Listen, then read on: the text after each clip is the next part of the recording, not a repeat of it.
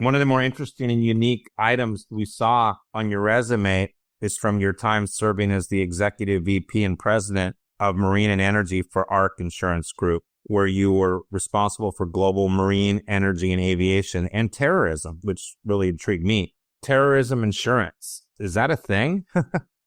After 9/11, the insurance industry backed out of including terrorism insurance or anything associated with terrorism. And the government came out with definitions of what terrorism is.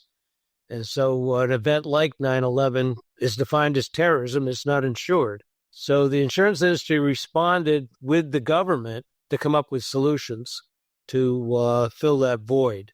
And a new product was developed because the other one was gone. And it supported basically and complemented what the government was offering in the realm of terrorism insurance. But it was basically a property insurance that would pay if your property was destroyed by a declared terrorist event. Was there a big demand for that after 9/11? I imagine there was. In certain industries, yes. I mean, in the aviation business, big demand. Depends on what the industry was, because most people were not buying the product.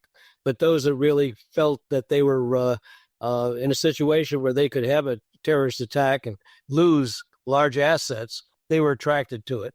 The fact about insurance is it's a thing that everybody needs, but they don't necessarily want it. Right. So the need is created by the fact that if you have a home or a car or you have a business, no matter what you have, there's going to be certain requirements of things that you have to buy to protect that business or to protect the home or the auto or what have you. Life insurance is another question. It's more complicated because there's more reasons why people buy or don't buy than the simple thing that the government says you have to have auto insurance. But I think the struggle is that people really don't know who they want to buy it from. And there's lots of places you can go to buy your insurance, and there's lots of different products that are offered in the general marketplace. I always found that the best thing to work for me was to open up and help someone with the entire package from A to Z.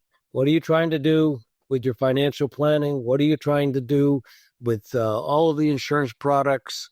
How do you look at it? I used to start a conversation with people saying that you do not build an insurance program from the bottom up. You build it from the top down. And what people make, the biggest mistake they make is they start from the bottom up and they self-insure the biggest exposures they have, which is the top end of it, where if the worst thing happened, you're in bad shape. That was a good way to start a conversation with people who didn't know a lot about insurance. Why should someone buy insurance? For protection and risk management. In other words, you're transferring risk at a price, and that should be part of your risk management orientation, that you don't have to bear that risk if the worst case scenario happened.